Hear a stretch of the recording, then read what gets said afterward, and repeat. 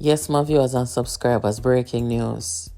I'm learning that the wife of former Member of Parliament, Joylan Silvera, PNP, former Member of Parliament in St. Mary, his wife was reported dead 3 weeks ago, and the report was that she died in her sleep.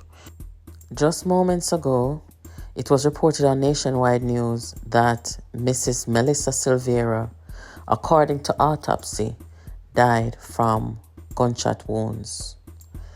I don't know how that can be. I don't know where the died in her sleep part came from. Was it that she actually was sleeping when she received those gunshot wounds?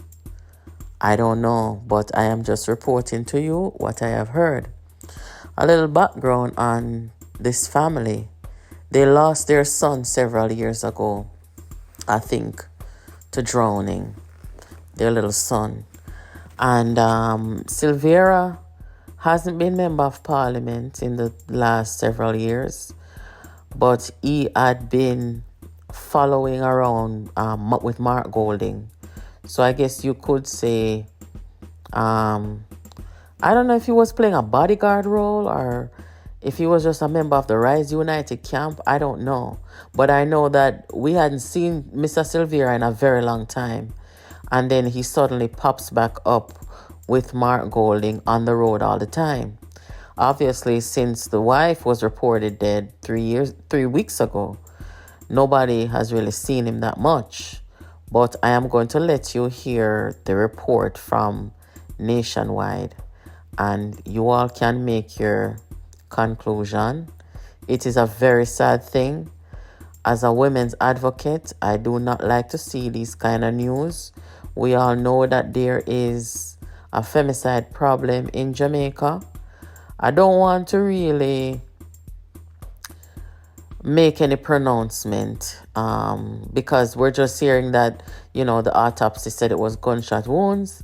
And I must also tell you that a source of mine said that Mr. Silvera has been at the Spanish Town police lockup for hours, and his lawyer is criminal defense attorney Peter Champagnie.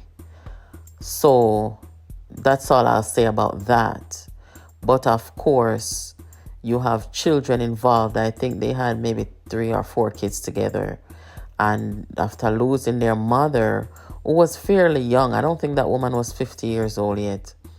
And she died like that. And now with this here and the father, seeking attorney service, we don't know where this is going to end up. Nonetheless, sad. But I want to ask a question to the people in the Rise United camp at the PNP. When Philip Palwell's daughter and her mother died, the Rise United faction in the PNP basically came out on social media and said Palwell was involved and blamed Palwell and all these things. And from where I sit, Palwell was a victim in all of this. He lost a child and the child's mother. And now, as a member of parliament, having to face this publicity thing where, he's a public figure, a politician. And, the PNP did not publicly say condolence to Palwell publicly. Didn't say, we hope they're found safely. Nothing. They too treated Palwell as a suspect and treated Palwell as if he was guilty.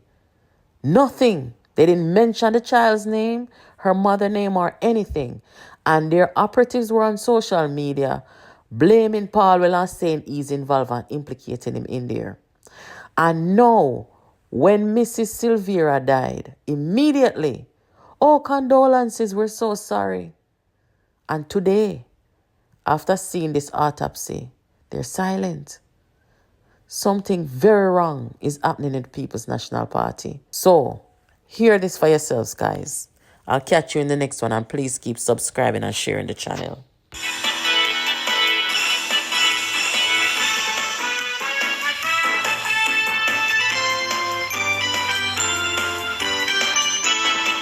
Welcome back to Nationwide at 5. Well, just some news to update you on.